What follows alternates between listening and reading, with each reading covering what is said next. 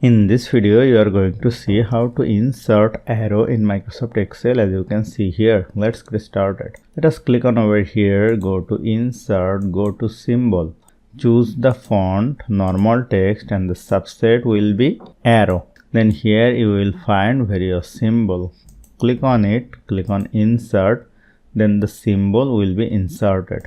Let me click on this box, go to home. If you want, you may increase the font size. Click on this box, again go to insert, go to symbol. If you want, you may choose another type of arrow from here.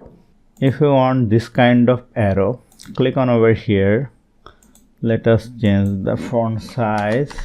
Go to insert, go to symbol, choose the font to Windings, and here if you go down, you will find different type of arrow. Click on this, click on insert, then the arrow will be inserted. So hope you found this video helpful. If you like this video, please share this video with your friends and family, and don't forget to subscribe. Thank you.